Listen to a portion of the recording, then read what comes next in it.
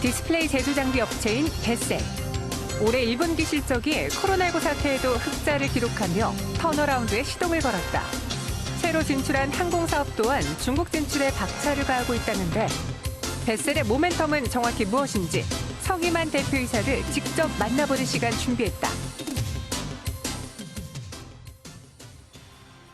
네, 이번 1분기 실적 시즌에 살아남은 종목들의 공통점은 다 코로나19 수혜주들이었습니다.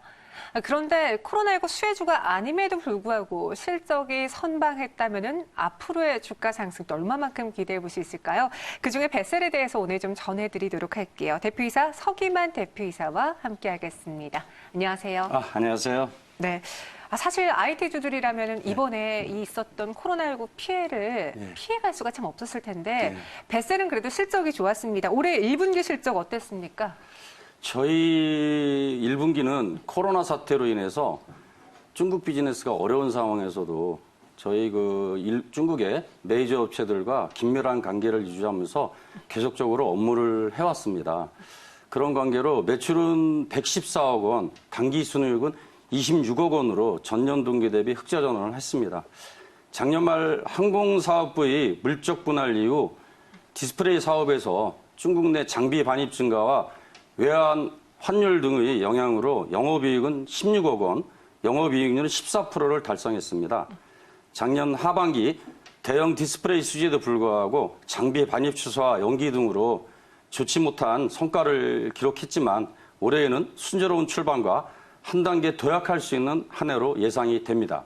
네, 말씀하신 것처럼 중국 부분의 경우에는 당연히 사업 차질을 겪을 수밖에 없었기 때문에 악재 요인이었는데 그럼에도 불구하고 항공사업 부분에서의 캐시카우가 흘러나오면서 흑자 전환에 성공을 했습니다.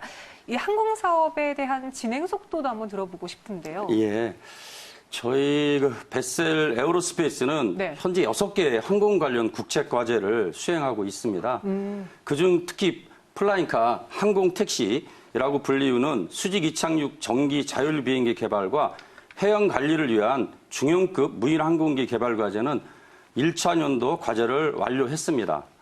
무인 드론 시스템은 전담 인력을 20명 추가 증원해서 인천 송도의 드론 융합 연구소에 개발에 전념할 수 있도록 노력을 하고 있습니다. 한편 국내 민간업체 최초로 개발한 KLA-100 경량항공기 사업은 중국 시장 진출을 가속화하고 있습니다.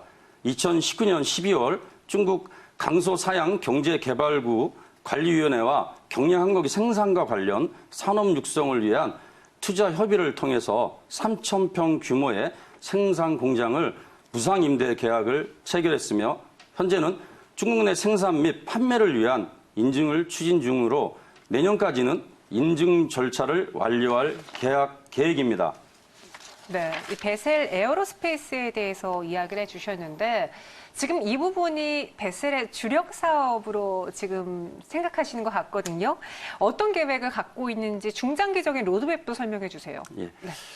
이제 저희가 항공 같은 경우에는 7년 전부터 저희가 투자를 해서 최근에 이제 항공 쪽 산업이 활발히 이루어지고 있습니다. 네. 그래서 내년에는 KLA 200 과제를 종료하고 관련 기술을 확보하고 경비행기의 중국 내 생산 및 판매를 개시할 예정입니다.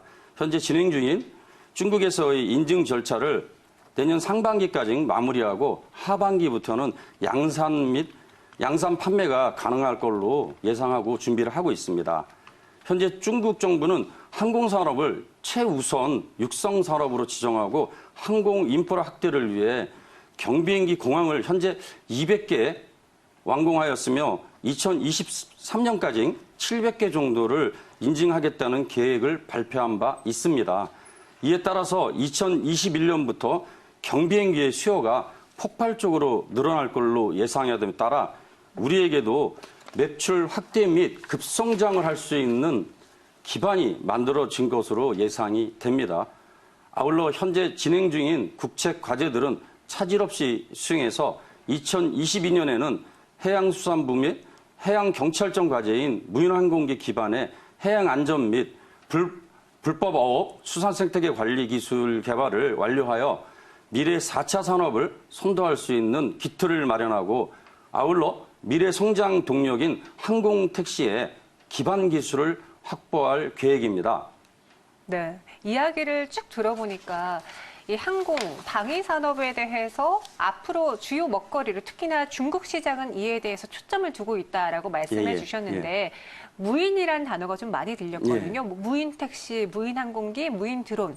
이 부분에 있어서는 나중에 4차 산업혁명 시대에 또 하나의 큰 획기적인 변화를 갖고 올 수 있는 분야가 아닌가요? 아, 그렇습니다. 네.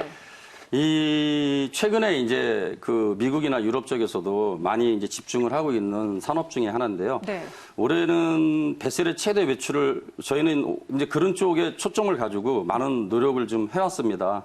그래서 올해는 베셀이 아무래도 모든 부분에서 항공뿐만 아니라 이 장비 쪽에 메인 업체인 장비 쪽에서도 매출 달성하는데 그 상당히 성과를 많이 낼 걸로 예상이 됩니다. 그래서 올해 최대 매출을 아마 달성할 걸로 예상을 하고 있고요. 그동안의 제품 제작 노하우를 살려서 수익성도 많이 개선이 됐습니다. 그래서 OLED 시장의 급성장 흐름에 따라서 장비 공급 확대로 한 15% 이상의 이익률을 목표로 하고 있습니다. 더불어 기존 주력인 대형 디스플레이형 인라인 시스템뿐만 아니라 중국 내 고객사가 플렉시블 OLED, 마이크로 OLED 대규모 투자를 계획하고 있는데 기존보다 개선된 인라인 시스템과 OLED형 고온 오븐과 3D 라미네이션 장비 등을 개발해서 공급 예정으로 있으며 디스플레이 사업에서 지속 성장이 가능하도록 연구 개발에 투자를 하였습니다. 그리고 신사업인 항공사업에서 경비행기의 중국 판매를 위해 중국 인증을 내년 상반기까지 획득하고 중국 강소송 사양구 공항에 양산 시설을 구축을 통해 완료하고 2021년부터 본격적인 항공기 판매 비즈니스를 진행할 것입니다. 더불어 미래 4차 산업의 핵심인 수직 이착륙 무인항공기 국책과제를 성공적으로 개발해서 미래 모빌리티 산업의 대표 기업으로 발돋움하기 위해서 많은 노력을 하고 있습니다. 네. 이 경비행기 산업 그리고 무인 항공, 무인 택시 이러한 항공 산업의 매출을 늘림으로써 다시 한번 전체적인 포트폴리오의 역량을 강화하겠다라고 말씀해 주셨는데 이번 1분기 실적 한번 다시 한번 확인을 해볼게요. 올해 실적이 흑자 전환에 성공을 했고요. 방금 말씀해 주셨던 이 항공 부분에서의 중국의 디스플레이 사업 차질에도 불구하고 항공이라는 캐시카우가 이 흑자 전환을 이끌어냈습니다. 매출액은 전년 동기 대비 4% 늘어나면서 지금 10억 단위가 넘었는데요. 우선 영업이익이 15억 8천만 원을 기록했고요. 영업이익률은 14% 증가했습니다. 영업이익과 당기순이익이 모두 다 흑자 전환하는 모습을 연출을 했고 여기에 더 추가적인 확대를 꾀하겠다라고 이야기해 주셨는데 그럼 마지막으로 이 베셀을 궁금하게 보고 계신 투자자분들에게 한마디 말씀 주시죠. 예. 저희는 그 반도체 디스플레이 장비로 시작해서 항공을 새롭게 개발하고 미래 산업을 가기 위한 준비들을 꾸준히 해왔습니다.